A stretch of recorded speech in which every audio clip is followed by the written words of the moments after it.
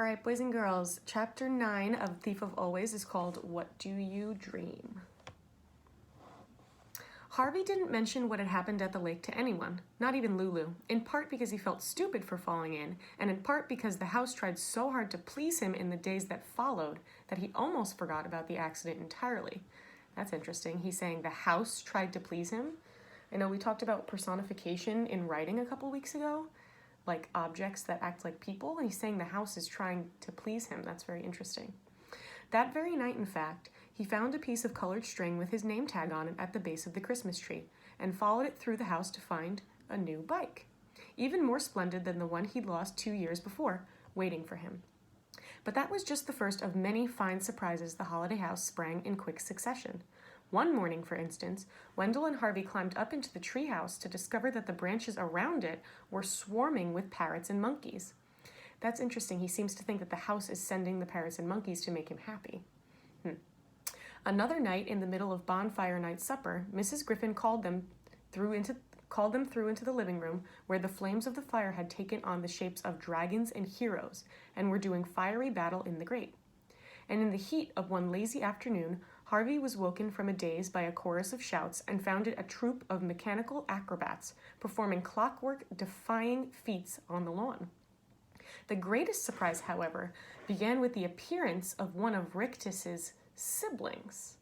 I didn't know Rictus had any siblings. "My name is Jive," he said, stepping out of the early evening murk at the top of the stairs. Every muscle in his body seemed to be in motion. Ticks, jigs, and jitterings that had wasted him away until he barely cast a shadow. Seems like he fidgets around a lot. Even his hair, which was a mass of oiled curls, seemed to hear some crazed rhythm. It writhed on his scalp in a knotted frenzy. "Brother Rictus sent me along to see how you were doing," he said, his tone succulent. "I'm doing fine," Harvey replied. "Did you say Brother Rictus?" "We're from the same brood, loosely speaking," Jive said. "I hope you call your parents now and then." "Yeah," said Harvey. "I called them yesterday." "Are they missing you?" "Well, it didn't sound like it." "Are you missing them?" Harvey shrugged. "Not really," he said. This wasn't strictly true. He had his homesick days, but he knew if he went back home, he'd be in school the day after and wishing he'd stayed in the holiday house a while longer. "You're going to make the most of being here, then?" asked Jive, practicing weird little dance steps up and down the stairs. "Yeah," said Harvey. "I just want to have fun." "Who doesn't?" Jive grinned. "Who doesn't?" He sidled up to Harvey and whispered, "Speaking of fun." Ooh, I don't know. I'm getting kind of weird vibes from Jive. He seems like he's really fidgety. Now he's kind of like up on Harvey saying, "Ooh, speaking of fun." "What?" Harvey said. "You never did get Wendell back for that trick of his." Wait, so if he just met Jive, how does Jive know about Wendell playing a trick on Harvey? Almost like he's like been spying, or he knows things even though he wasn't there. That's very interesting. "No, I didn't," said Harvey. "Well, why the heck not? I could never think of a way." "Oh, I'm sure we could cook something up between the two of us," Jive replied mischievously. "It has to be something he'll never think of," Harvey said. "That shouldn't be difficult," said Jive. "Tell me, what's your favorite monster?" Harvey didn't have to think hard about that one. "A vampire," he said with a grin. "I found this great mask." "Masks are a good beginning," Jive said, "but vampires need to swoop out of the mist." He spread his arms, curling his long fingers like the claws of some eye-gouging beast. "Swoop down, snatch up their prey, and then rise up again, up against the moon. I can see it now." "So can I," said Harvey, "but I'm not a bat." So how do I swoop?" "Ah," said Jive, we'll have Mar work on that for us." We'll try that again. "Ah," said Jive, "we'll have Mar work on that for us. After all, what's a Halloween without a transformation or two?" He consulted the grandfather clock on the landing. "We've still got time to do it tonight. You go down, tell Wendell you'll meet him outside. I'll go up on the roof and find Mar. You meet us up there." So it seems like, every day it becomes Halloween at night. So now Harvey's saying, well, I could play a trick on Wendell using my vampire mask. And Jive's saying, Harvey says, "I'm not a bat. How do I swoop?" Jive says, "Mar will work on that." I don't really know who Mar is, but let's see. "Go on the roof and Mar will meet us there," he's saying. "Well, I've never been to the roof. There's a door on the top landing. I'll see you up there in a few minutes. I'll have to get my mask and coat and stuff." "You don't need a mask tonight," Jive said. "Trust me. Hurry up. Time's a-wasting." It took Harvey only a minute or two to tell Wendell to go on ahead.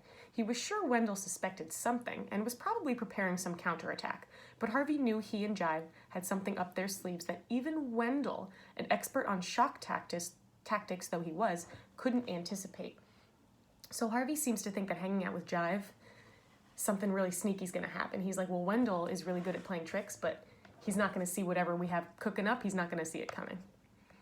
With the first part of the plan laid, he hurried upstairs again, found the door Jive had mentioned, and climbed up onto the roof.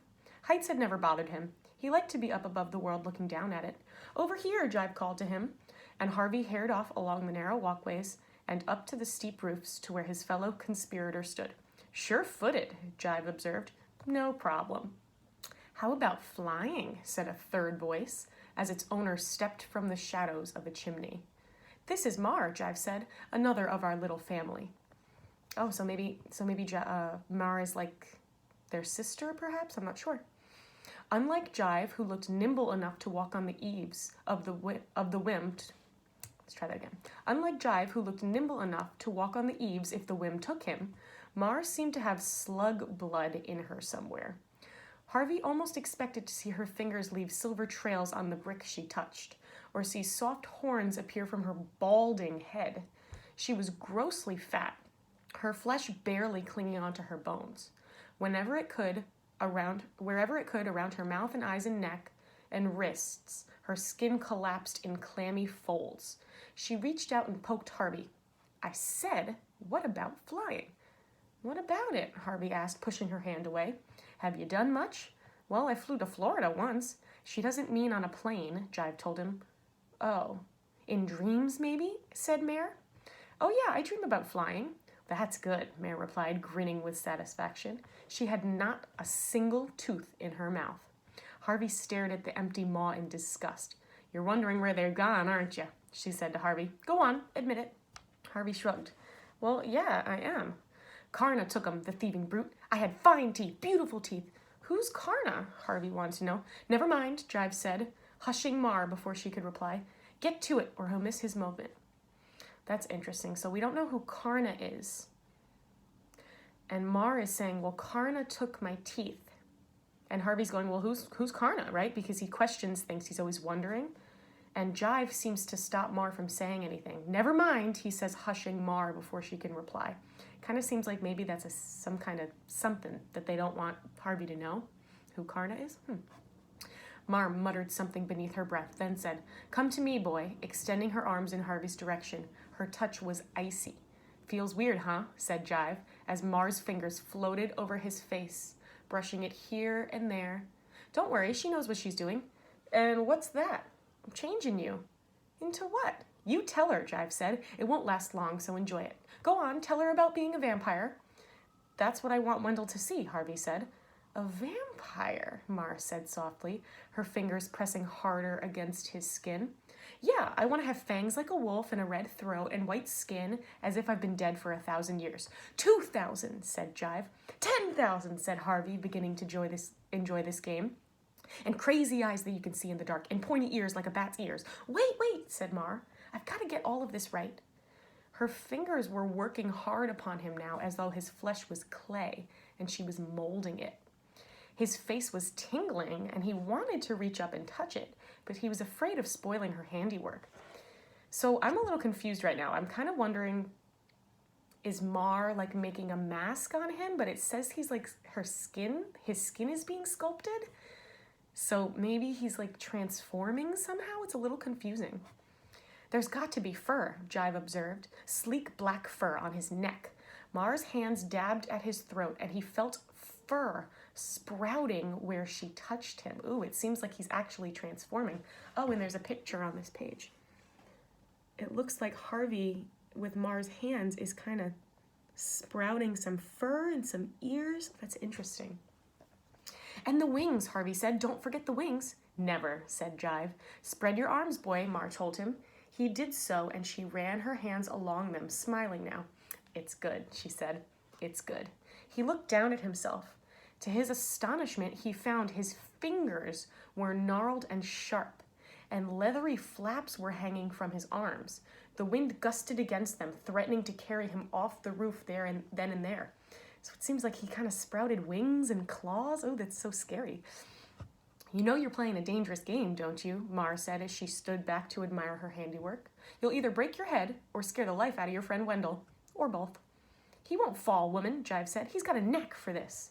So Mar seems like she's got these like magical powers, but she's also kind of warning Harvey, like, you know, this might not end well. This might be dangerous. And Jive is the one going, he'll be fine. Jive seems to be a little more like, everything will be fine. Everything's okay. Like kind of like loosey-goosey.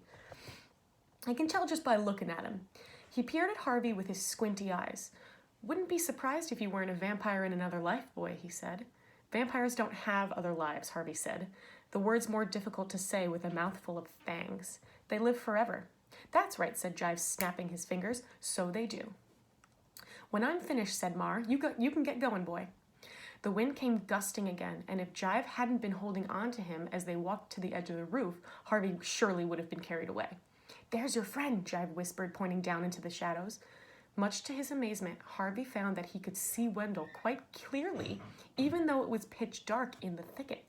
Ooh, that reminds me of like what a bat can do, right? It's pitch black, but he can see Wendell. I'm wondering if he's actually like being able to do the things that a bat can do. Like maybe he can like see in the dark. I wonder what else he can do. He could hear him too. Every little breath, every beat of his heart. This is it, Jive hissed, putting his hand on Harvey's back. What do I do? Harvey said. Do I flap or what? Jump, said Jive. The wind'll take care of it. Either the wind or gravity. And with that, he shoved Harvey off the edge of the roof and into the empty air. And that's the end of chapter 9. And here's a picture.